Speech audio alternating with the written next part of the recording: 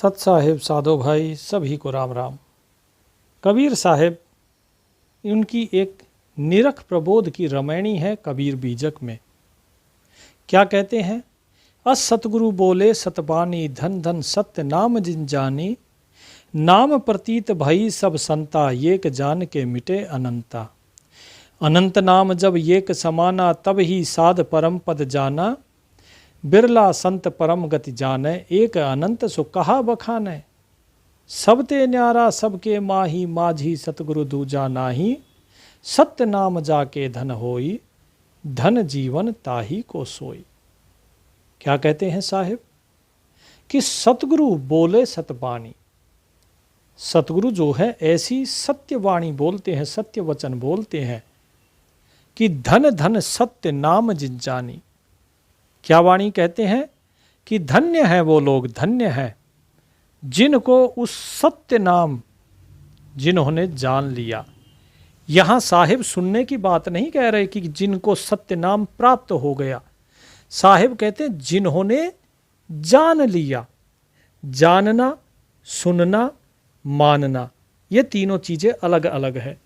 यानी कि सत्य नाम गुरु से प्राप्त करना, प्राप्त करने के बाद उस पर अभ्यास करना और उसके बाद उसे जान लेना, उसका अनुभव कर लेना, इसे कहते हैं जानना। साहिब कहते हैं नाम प्रतीत भई सब संता, कि जिसकी नाम में प्रतीति विश्वास हो गया, सब संता, वो सभी क्या हैं? वो सब संत हैं। जब तक नाम के अंदर आपका विश्वास नहीं है, आपका प्रेम नहीं है, तब तक आप जो है संत नहीं है, संत नहीं कहला सकते। अब आप देखेंगे कि बहुत से ऐसे साधु भेष बनाकर घूमते हैं और फिर क्या कहते हैं? माता भिक्षाम देहि। अपना घर त्याग कर और दूसरे के घर पर जाकर वो भिक्षा मांगते हैं और उसके साथ ही साथ उनका फिर आचरण भी ऐसा नहीं होता कि वो परमात्मा पर विश्वास करते हों। जो परमात्मा पर विश्वास करता है उसके लिए कबीर साहिब क्या कहते हैं कि मांगन मरण समान है, मत कोई मांगो भीख। मांगन से मरना भला, ये सतगुरु की सीख। मांगना नहीं चाहिए, अगर मांगना है तो परमात्मा से मांगो। यदि विश्वास है उस परमात्मा पर तो केवल और केवल उसी से मांगो, और या फिर जो परमात्मा ने आपको कार्य दिया है उस कार्य को परमात्मा का ही कार्य समझकर करो, तो समझ में आती है कि हाँ भाई आपकी प्रतीति हुई है। एक जान के मिटे अनंता, और ऐसा संत जो है वो केवल उस एक को ही जानता है, उस परमात्मा को ही जानता है। एक जान के मिटे अनंता, और जो अनंत अनंत जो देवी देवता है, भगवान है, कि भाई राम भगवान है, कृष्ण भगवान है, कोई राधे, कोई किसी को भज रहा है। साहिब कहते हैं कि ये जो अलग अलग है ना, इन सब को जो मिटा दे अपने मन से, अर्थात जो ये समझ जाए कि सिवाय उस एक परमात्मा के दूसरा कोई है ही नहीं। अब कल ही का सत्संग था जब इस दास ने आपको बताया था कि पर ब्रह्म, काल ब्रह्म, ब्रह्म, सतगुरु, संत और पता नहीं क्या क्या था। उसमें कई चीज़ें बताई थी कि भाई ये सब जो इतने में जो फंसे हुए हैं लोग, ये सब द्वैत में फंसे हैं, ये अभी भी अज्ञान में उलझे हुए हैं। अगर इनको सत्य ज्ञान होता तो ये केवल और केवल उस एक को जानते, उसके अलावा और किसी को नहीं जानते। जैसे आप सपने में सबको जानते हो, लेकिन जैसे ही आप स्वयं को जान लेते हो, अरे भाई मैं ये नहीं हूं, मैं तो वो हूं जो इस सपने को देख रहा है, जब आप उसे जान लेते हो, जाग जाते हो, तो संसार के जितने अनंत लोग थे वे सब मिट जाते हैं सपने के। ठीक इसी प्रकार जब ये जीव उस एक को जान लेता है जिसने इस सारे संसार की रचना रची हुई है, इस संसार की कल्पना की हुई है, उसे जानते ही ये संसार समाप्त हो जाता है। इस संसार के जितने भगवान हैं, जितने देवी देवता हैं, सब खत्म हो जाते हैं, उन सभी का अंत हो जाता है। फिर वे कहीं नहीं दिखते, वे फिर रहते ही नहीं। तो यही चीज है कि एक जान के मिटे अनंता, जब उस एक को जान लिया जाता है तो ये अनंत अनंत जो हैं ये सब मिट जाते हैं, कुछ नहीं रहता। और वही होता है संत, जो उस अनंत को जान ले, जिसकी उसमें प्रीति हो जाए, उसमें विश्वास हो जाए, उस परमात्मा के अंदर, उसके नाम में। फिर क्या कहते हैं, अनंत नाम जब एक समाना, तब ही साध परम पद जाना। कि जब ये अनंतो अनंत नाम, जब ये सब कुछ एक के अंदर समा जाएगा, तब ही समझना कि साध ने परम पद जाना है। यदि वो अभी भी आपको ये कह रहा है कि ये काल है, ये दयाल है, ये सतगुरु है, ये संत है, इसकी मुक्ति है, ये नित्य है, तो समझ लो कि उसने अभी उस परम पद को नहीं जाना है। उसने अनुभव जो किया है वो इस सृष्टि का ही अनुभव किया, इससे परे वो नहीं जा पाया है। यह कबीर साहब यहाँ प्रत्यक्ष रूप से कहते हैं, क्योंकि कल का जो सत्संग था वो यही तो था कि परमात्मा, सतगुरु, काल, प्रकृति, और भी एक दो चीज़ बताई थी, 6 चीज़ें बताई कि ये नित्य हैं। जीव जगत ईश्वर, 3 चीज़ें बताई वेदों में कि ये जीव जगत ईश्वर नित्य है। लेकिन साहिब कहते हैं जब उस एक को जान लोगे, वेद 3 चीज़ें अलग क्यों बताता है? इसलिए बताता है कि काल ने उन वेदों की रचना करी है। काल ने, तो काल ने क्या कहा कि मैं हूं ईश्वर। मैं कौन हूं? ईश्वर हूं। और जो अद्या है, जिसे कहा जाता है दुर्गा, भवानी, काली, ठीक है, या फिर माया, वो क्या है? वो उसकी पत्नी है। तो ये हो गई माया। बोले ये भी अनादि है। उसके बाद क्या है? उसके बाद जीव। जीव उस परमात्मा का अंश है। ईश्वर अंश जीव अविनाशी, चेतन सहज सकल सुख राशि। यही जीव माया के वश हो जाता है। सो माया बस भयों गोसाई, बंधो पीर मरकट की नाई। तो यही चीज जो इनका आर्य समाज का जो सत्यार्थ प्रकाश है, उसमें भी ये चीज़ महर्षि दयानंद सरस्वती ने बताई है कि जीव जगत और ईश्वर ये 3 चीज़ हैं। वो कहते हैं आत्मा, परमात्मा, जिसे कि हम जीव और ईश्वर कहते हैं, और प्रकृति, जिसे कि जगत कहा जाता है। बोले ये 3 चीज़ें अनादि हैं, हमेशा से थी। तो ये ज्ञान है केवल काल तक का ज्ञान, ठीक है। ये केवल सृष्टि का ही ज्ञान है, सृष्टि के परे का ज्ञान नहीं है। ये सृष्टि के परे का ज्ञान साहिब क्या कहते हैं? अनंत नाम जब एक समाना, जब ये सब कुछ उस एक के अंदर समा जाएगा, जितने अनंतो अनंत नाम है, अनंत नाम है तो अनंत लोग भी होंगे, अनंत अवतार भी होंगे, है ना, अनंत पिंड ब्रह्मांड भी होंगे। बोले ये जब सब कुछ एक में ही समा जाता है, तब केवल और केवल वो एक ही रह जाता है। और उसको जब कोई जान लेता है, तब ही साध परम पद जाना। तब समझना कि उस साधु ने परम पद को जान लिया। अन्यथा जो द्वैत में है वो कुछ नहीं जानता, वो सिर्फ सृष्टि में ही बंधा है। फिर साहिब क्या कहते हैं? बिरला संत परम गति जाने, एक अनंत सो कहा बखाने। कि बिरला संत परम गति जाने, कि बिरला ही कोई संत होता है जो उस परम गति को जान पाता है, नहीं तो उसे कोई नहीं जानता है। ये साहिब यहां समझा रहे हैं। एक अनंत सो कहा बखाने, वो एक ही जो है, वो एक ही परमात्मा अनंतो अनंत के अंदर विराजमान है, सभी के अंदर वही विराजमान है। तो बताइए क्या चर्चा करें उसकी, है ना। अनंत अनंत वो सब एक के अंदर ही है, और वो एक जो है वो अनंत में समाया हुआ है, तो क्या बखान करें उसका। अब आज एक भगत जी ने प्रश्न किया, बोले जी ब्रह्म, पर ब्रह्म, पूर्ण ब्रह्म, ओम तत् सत, बोले इनके ऊपर हम चर्चा करना चाहते हैं। माँ भाई क्या चर्चा करें, इसमें चर्चा के लिए कुछ है ही नहीं, क्योंकि ईश्वर जो है वो अनुभव का विषय है, चर्चा का विषय नहीं है। और ये सारी चीज केवल उपाधि मात्र है, केवल वो एक ही है, उसके अलावा कुछ है ही नहीं। कितने दिनों से ये दास यही तो समझाता आ रहा है। कहना था सो कह दिया, अब कुछ कहा न जाए, एक रहा दूजा गया, दरिया लहर समाए। अब बस एक रह गया, दूसरा कोई नहीं है। जिस प्रकार जो लहरें होती हैं वे दरिया में समा जाती हैं, इसी प्रकार सब कुछ उसी परमात्मा में समाया हुआ है, और वो परमात्मा सभी जीवों के अंदर समाया है, कण कण में वही समाया है। सब घट मेरे साइया। तो इसीलिए उसका बखान नहीं किया जा सकता। सबते न्यारा सबके माही, माझी सतगुरु दूजा नाही। देखिए ये दास आपको बार बार, फिर आप कहोगे बोले जी आप सपने का उदाहरण देते हो, क्योंकि सपना प्रकृति का, इस सृष्टि रचना का एक उदाहरण है, इसलिए देते हैं। परमात्मा ने आपको विवेक दिया, और विवेक के साथ साथ ये उदाहरण दिए हैं कि अपने विवेक के माध्यम से इसे समझो। इसीलिए आपको समझाते हैं कि सबते न्यारा सबके माही, माझी सतगुरु दूजा नाही।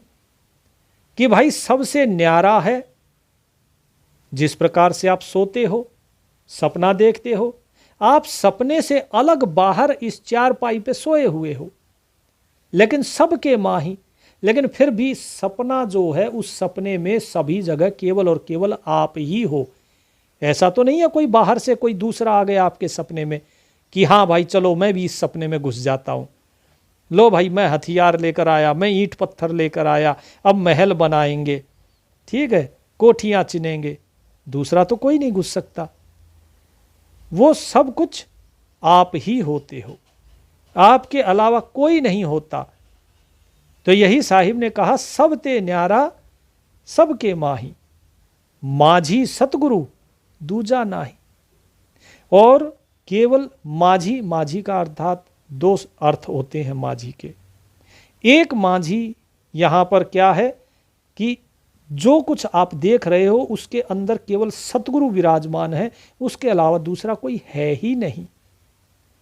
अब जो लोग कहते हैं नहीं जी सतगुरु अलग है और परमात्मा अलग है, तो सतगुरु और परमात्मा अलग नहीं है। बंदी छोड़ गरीबदास महाराज क्या कहते हैं? साहिब कहते हैं सतगुरु संत और अवतारा, तीन कला एकय दरबारा। सतगुरु, संत और अवतार, ये तीनों अलग अलग कलाएं हैं। अवतार वो काल की नहीं, बल्कि सतगुरु के अवतार। सतगुरु के अवतार कौन से हैं? सतगुरु के अवतार है बंदी छोड़ गरीबदास महाराज, कबीर साहिब, जो कबीर दास जी काशी में हुए, और मुल्तान में जैसे हुए सतगुरु समस बरेज, ठीक है जी। तो ये जो हैं ये अलग अलग हैं, ये जो तीनों अवतार हैं अलग अलग हैं। ये सब किसके हैं? ये सतगुरु के अवतार हैं, इनकी बात है, ठीक है जी। इसके बाद क्या कहा कि सतगुरु साहिब एक है, दूजा भर्म विकार, ठीक है, कि सतगुरु और साहिब दोनों एक ही हैं। अगर कोई इसे अलग अलग मानता है तो ये उसका केवल भ्रम है, ये उसका केवल विकार है और कुछ भी नहीं। तो साहिब क्या कहते हैं कि सबते न्यारा सबके माही, माझी सतगुरु दूजा नाही। कि सबसे अलग भी है वो, सबके अंदर भी है, और उसके अलावा दूसरा कोई है नहीं। और माझी का अर्थ होता है केवट, यानी कि जो नाव से जीवों को पार कराता है, यानी इस भव सागर से पार कराने वाला केवल सतगुरु है, उसके अलावा दूसरा कोई नहीं है। तो क्या कहते हैं? सत्य नाम जाके धन होई, धन जीवन ताही को सोई। कि सतगुरु द्वारा दिया गया जो सत्य नाम है, उसका धन जिसके पास है, उस सत्य नाम का धन, बोले वही वास्तव में उसका जीवन धन्य है, बाकी सबका जीवन उस पर धिक्कार है। धन जीवन ताही को सोई, केवल उसी का जीवन ही धन्य है और कोई नहीं है। जिनके धन सतनाम है, तिनका जीवन धन्य, तिनको सतगुरु तारही, बहुर न धरी है तन।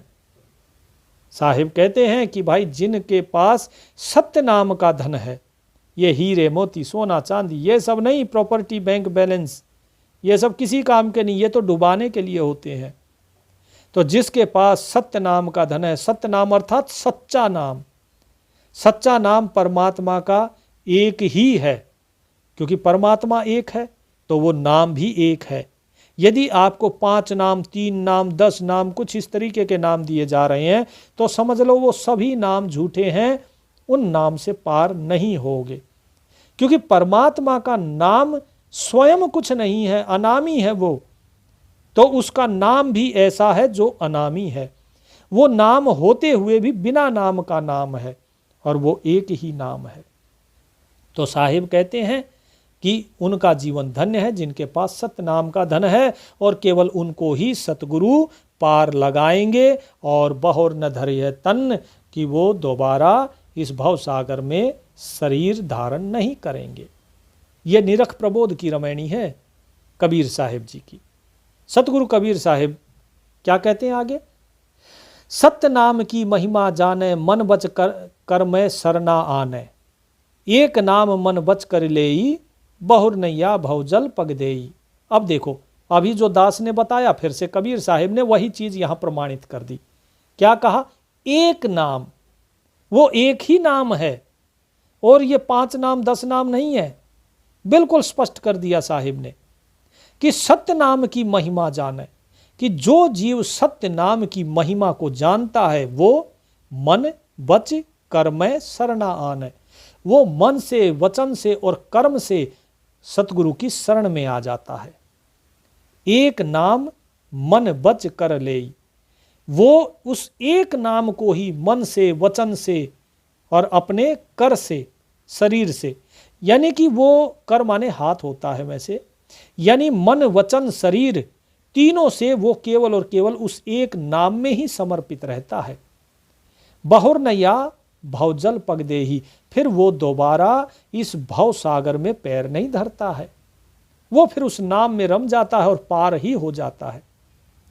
साहेब कहते हैं, जोग जग जप तप का करई, दान पुण्य ते काज न सरई, देवी देवा भूत परेता, नाम लेत भाजे तज खेता, टोना टामन पूजा पाती, नाम लेत सहजे तिर जाती, जो इच्छा आवे मन माही, पूर्व तुरत विलंब कछु नाही। क्या कहा? कि योग यज्ञ जप तप का करई, कि भाई ये तुम योग में लगे हुए हो, यज्ञ कर रहे हो, जप कर रहे हो, तप कर रहे हो, बोले ये सब क्या कर रहे हो? तुम इतना दान पुण्य करते हो, बोले इससे मुक्ति का कार्य सिद्ध नहीं होगा। हाँ ठीक है, आपने दान किया, इस जन्म में दान किया तो आने वाले समय में आपको वापस भी मिलेगा, इसका फल मिलेगा। आपको जो है, अगर मुक्त नहीं हुए, मुक्त हो गए तो ठीक, अगर मुक्त नहीं हुए तो अगले जो जन्म होगा उसमें राजा जैसा जीवन, शाही जीवन मिलेगा आपको। लेकिन यदि कुछ दिया ही नहीं तो मिलेगा कहाँ से? लेकिन हाँ, ये दान पुण्य से मुक्ति नहीं होती है। देवी देवा भूत प्रेता, नाम लेत भाजे तज खेता। जब नाम का सुमरन किया जाता है, उस सत्य नाम का, तो फिर चाहे देवी देवता भूत प्रेत कोई भी हो, जो भी आपको कष्ट देता है, चाहे वो दैविक कष्ट हो, चाहे अधिदैविक कष्ट हो, या भौतिक ताप हो, कुछ भी हो, साहिब कहते हैं ये सब कुछ जैसे ही नाम लेते हैं, नाम लेते ही ये पीठ दिखाकर भाग जाते हैं। ऐसे भाग जाते हैं जैसे कायर खेत तर्ज कर, अर्थात रणभूमि को त्याग कर भाग जाता है। इस नाम की महाप्रताप बताया है, ये महिमा बताई है। जो साहिब ने शुरू में कहा ना कि सत्य नाम की महिमा जाने, कि सत्य नाम की महिमा अगर कोई जानता है तो ये महिमा है, बता रहे हैं। और फिर क्या कहा? टोना टामन पूजा पाती, नाम लेत सहजे तर जाती। बोले ये टोने टोट के करते हैं ना लोग, अनेकों अनेक टोट के, कि भाई ये चौराहे पे रख देना, इससे ये हो जाएगा, इसकी पूजा कर देना, इतनी ये पाती चढ़ा देना, शिवलिंग पे जल चढ़ा देना। तो ये सारे टोने टोट के जो हैं, साहिब कहते हैं ये सब तुम्हारे किसी काम नहीं आएंगे, इससे तुम कुछ भी हासिल नहीं कर पाओगे। साहिब कहते हैं नाम लेत सहजे तर जाती, केवल उस नाम का सुमरन सच्चे हृदय से, जो सही विधि बताई गई है, जो सार नाम की विधि बताई गई है, जो उस सत्य नाम को, उस सार नाम को बताई गई विधि के अनुसार सुमरन कर लेता है, वो सहज भाव से ही तर जाता है। सहजे मतलब बड़े आसानी से तर जाता है। और अगर बाकी चीज़ों में फंसा रहा तो फंसे रहो फिर। लेकिन जो नाम को सुमरन करता है, साहेब कहते हैं जो इच्छा आवे मन माही, पूर्व तुरत विलंब कछु नाही। जो इच्छा आपकी होगी वो आपको मिल जाता है। आपकी इच्छा करने से पहले आपको सब कुछ प्राप्त हो जाता है। साहेब कहते हैं लेकिन किसको प्राप्त होता है? जो सच्चे हृदय से उस सच्ची विधि से उस सत्य नाम को, उस सार नाम को भजता है, केवल उसके बारे में कहा है। ये नहीं कि ऊपर से दिखावा तो कर रहे हो कि हाँ जी हम तो सुमिरन कर रहे हैं, हम बहुत बड़े भक्त हो गए, और अंदर संसार की चिंता चल रही है। बच्चे ने खाना खाया कि नहीं, अरे पति आ गया उसका भोजन बनाऊं नहीं बनाऊं, क्या है क्या नहीं। पति भी घर से बाहर जाएगा तो क्या कहता है? बोले तुम चिंता मत करो, मैं आ जाऊंगा, समय से आ जाऊंगा। अरे भाई चिंता उसको थोड़ी ना करनी है, चिंता तो तुम कर रहे हो। वो तो अपना आराम से घर में बैठेगी, बाहर तो तुम जा रहे हो। वो चिंता नहीं करेगी, चिंता तो तुम कर रहे हो। अभी घर से बाहर गए नहीं, पहले से ही चिंता हो गई। साहेब कहते हैं सो सतनाम हृदय अनुरागी, सो कहिए सच्चा बैरागी। ठीक, जब लग नाम प्रतीत न करई, तब लग जन्म जन्म दुख भरई। कि भाई जो सत्य नाम का हृदय से अनुराग करता है, अनुराग अर्थात प्रेम, यानी कि जो हृदय से, दिल से उस सत्य नाम में प्रेम करता है, उस परमात्मा से प्रेम करता है, वही वास्तव में सच्चा बैरागी है और बैरागी नहीं है। बैरागी किसको कहते हैं? एक होता है विरक्त, संसार से विरक्ति जिसकी हो गई कि भाई संसार में मन नहीं लगता, बस मन कुछ भी नहीं चाहिए संसार का, अब वो होता है विरक्त। ठीक है। और बैरागी अर्थात जो राग से ही परे हो गया, जो द्वेष से परे हो गया, जिसको न राग से मतलब है न द्वेष से मतलब है, उसके लिए ये संसार है या नहीं है कोई फर्क नहीं पड़ता। वो द्वेष भाव भी नहीं रखता है संसार से और ना ही प्रेम भाव रखता है इस संसार से। वो केवल और केवल उस परमात्मा के प्रेम में रहता है, उस सत्य नाम के प्रति ही उसके हृदय में प्रेम रहता है।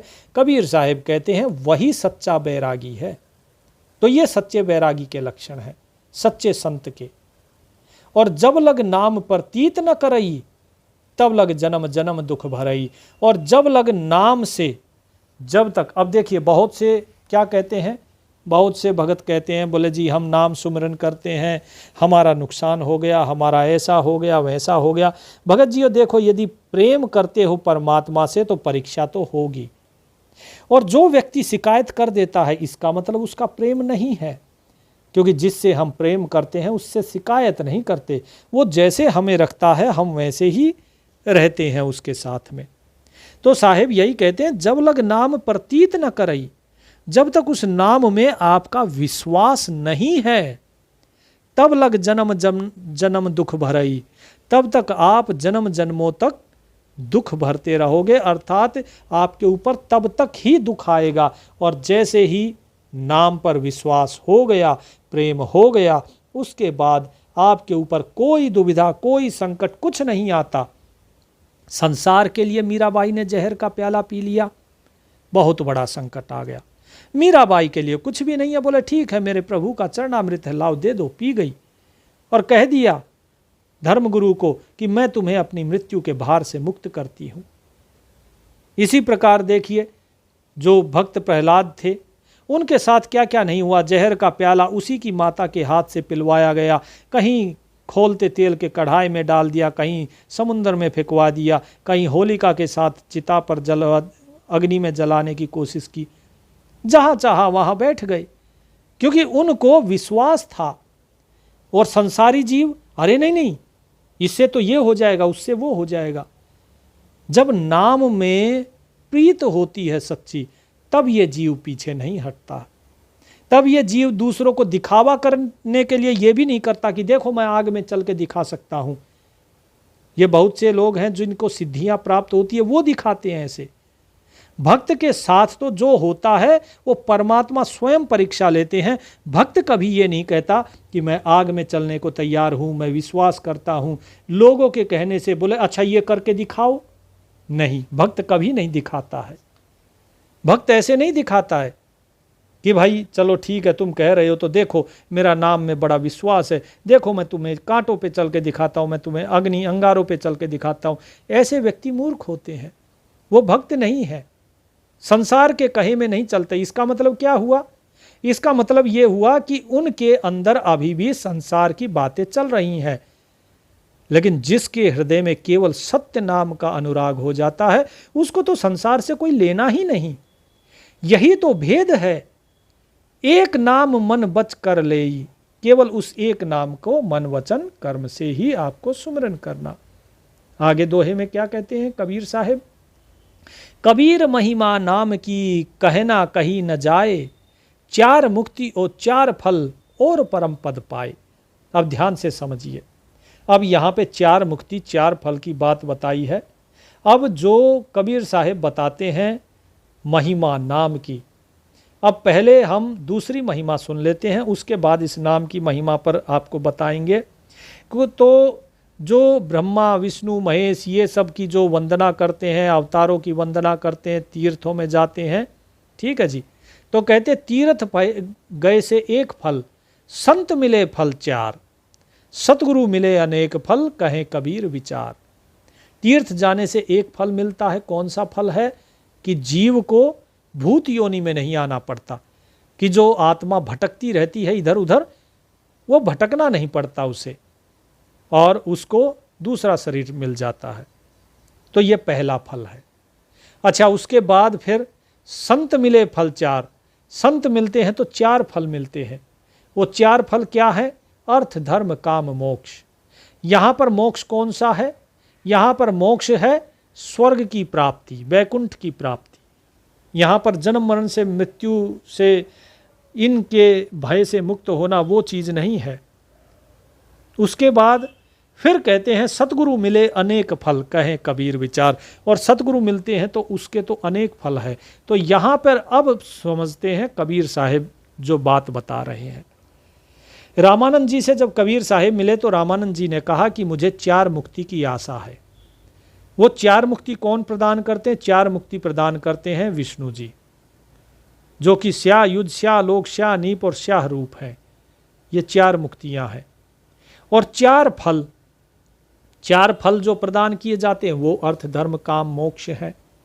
लेकिन उससे वो परम पद नहीं प्राप्त होता, उससे वो मुक्ति नहीं, पांचवी जो मुक्ति है ना, जो सतगुरु देते हैं जन्म मरण के चक्र से मुक्ति, वो नहीं दे सकते, क्योंकि स्वयं विष्णु ही उससे मुक्त नहीं है। वो भी जन्म मरण के चक्र में है, वो भी बार बार संसार में आते हैं, देह धारण करते हैं, जन्म लेते हैं, मरते हैं। तो जब वो स्वयं मुक्त नहीं तो आपको कैसे मुक्ति देंगे? लेकिन कबीर साहब कहते हैं कि इस नाम की महिमा सुनो, इसकी महिमा कही नहीं जा सकती, लेकिन फिर भी बता देते हैं कि ये चार मुक्ति तो देते ही हैं, और जो अर्थ धर्म काम मोक्ष है ये चारों फल भी मिलते हैं। लेकिन इस नाम से जो पांचवी चीज है वो क्या है? कि वो परम पद प्राप्त हो जाता है, कि जिससे जन्म मरण का चक्र भी मिट जाता है।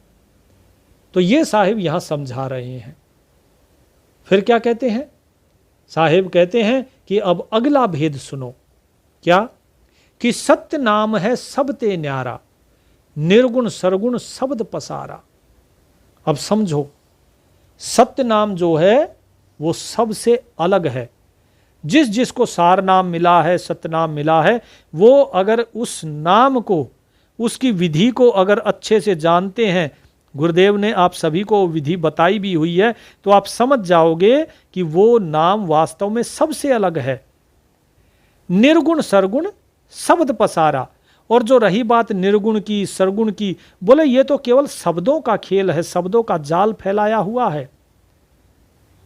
जो शब्द है वास्तविक शब्द, उस शब्द के बाद ये नीचे की निर्गुण सरगुण, ये तो केवल शाखाएं फैली है। कैसे फैली है? कि निर्गुण बीज सगुण फल फूला, शाखा ज्ञान नाम है मूला। कि निर्गुण क्या है? बीज। सगुण क्या है? जो फल और फूल। बीज निर्गुण कैसे है?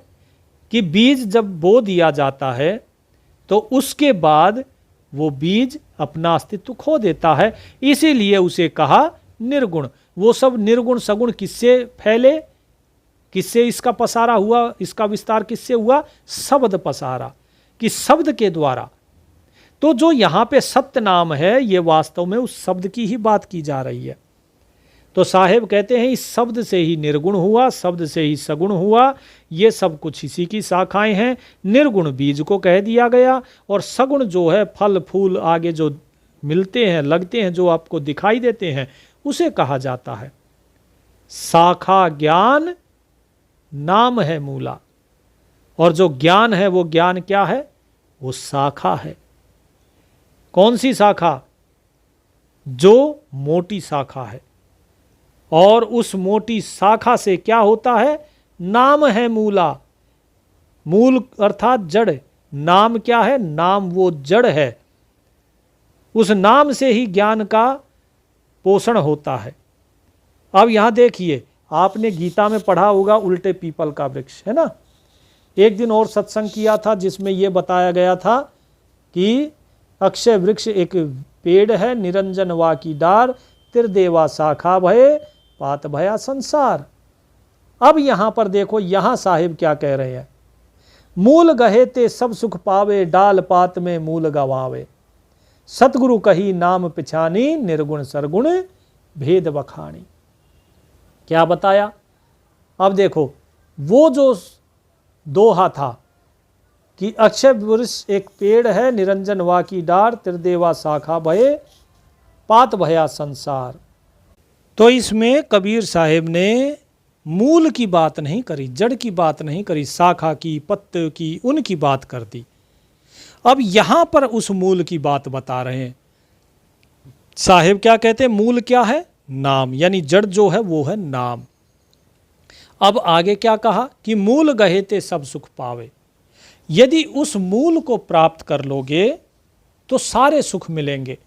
जैसे जड़ में पानी डालने से आपको फल फूल सब कुछ मिलता है, और डाल पात में मूल गवावे। लेकिन यदि केवल डाली और पत्तों के पीछे भागोगे तो आप अपना मूल गंवा दोगे। आपने पानी से खूब सींचा, डाली को सींचा, पत्ते को सींचा, लेकिन उससे फल की प्राप्ति नहीं कर पाओगे। फल की प्राप्ति केवल तभी होगी जब आप जड़ में पानी डालोगे, यानी नाम को सींचोगे। तो नाम का सुमरन करोगे तभी आपको क्या प्राप्त होगा? आपको प्राप्त होगा फल।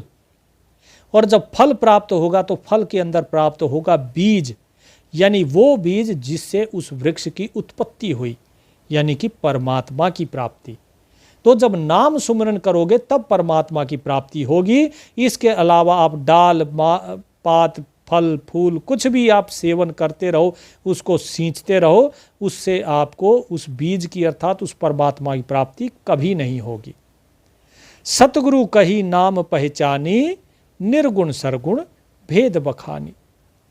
तो सतगुरु जी कहते हैं यहाँ पर कबीर साहेब कि भाई उस नाम की पहचान करो।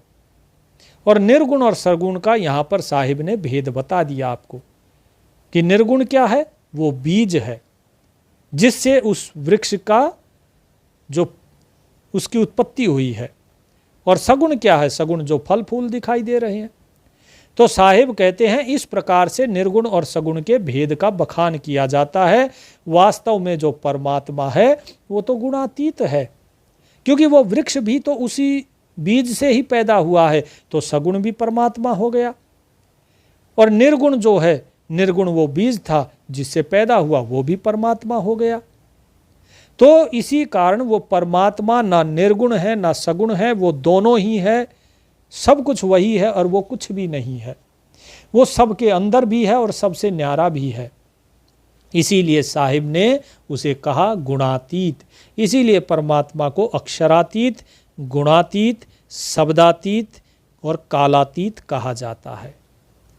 साहिब कहते हैं नाम सत्य संसार में और सकल है पोच, कहना सुनना देखना करना सोच असोच। कि भाई केवल सत्य जो है अगर इस संसार में कुछ है तो वो है नाम। उस नाम के अलावा इस संसार में कुछ भी सत्य नहीं है। और सकल है पोच, पोच अर्थात तुच्छ है। बाकी सब कुछ जो भी दिखाई दे रहा है वो सब कुछ तुच्छ है, तुच्छ। बहुत निकृष्ट। तो कहते हैं कि भाई उसके पीछे ना जाओ, कहना सुनना देखना करना सोच असोच। इसीलिए जो कुछ तुम कहना चाहते हो, जो कुछ तुम सुन रहे हो, जो कुछ तुम देखते हो, उसमें हमेशा सोच विचार अवश्य करना, बिना सोचे समझे ना कुछ करना और ना कुछ कहना। तो कहना सुनना देखना यानी मुख आंख कान, ये 3 चीजें हैं। इन 3 चीजों को हमेशा बंद रखना चाहिए। मौन रहो, किसी की मत सुनो संसार में, केवल उस परमात्मा की सुमरन करो। ठीक है, संसार की बातों में ध्यान नहीं लगाना और ना ही इस संसार की तरफ ज़्यादा देखना। साहिब कहते हैं आँख कान मुख बंद कराओ, अनहद झिंगुर शब्द सुनाओ। आँख कान मुख इनको बंद करो और आपके अंदर में जो अनहद नाद हो रहा है वो झिंगुर की शब्द वो आपको सुनाई देगा, उसे सुनो और फिर वहाँ से सुमरन करते करते आगे बढ़ो और धीरे धीरे ये शब्द आपका बदलता चला जाएगा। उम्मीद करता हूँ ये जो भी कुछ बताई वो बात आपको समझ आई होगी, नाम का भेद समझ आया होगा, निर्गुण सरगुण क्या है वो समझ में आ गया होगा और ये भी समझ में आ गया होगा कि मूल को सींचने से ही आपकी सारी मनोकामना पूर्ण होगी। डाल पात पर अगर यानी देवी देवताओं पे अगर आप अपना समय व्यर्थ करोगे तो आप अपना मूल खो दोगे। जैसे पानी व्यर्थ हो जाता है, इसी प्रकार आपकी सांस की पूंजी व्यर्थ हो जाएगी, उस परमात्मा की प्राप्ति नहीं हो पाएगी। दास को आज्ञा दीजिए, सेवक कल फिर से सत्संग लेकर हाजिर होगा। यदि आप हमसे जुड़ना चाहते हैं तो डिस्क्रिप्शन में व्हाट्सएप ग्रुप का लिंक दिया हुआ है, आप वहाँ पर ज्वाइन कर सकते हैं, जुड़ सकते हैं। गुरुदेव की कृपा सब पर बरसती रहे। सत साहेब।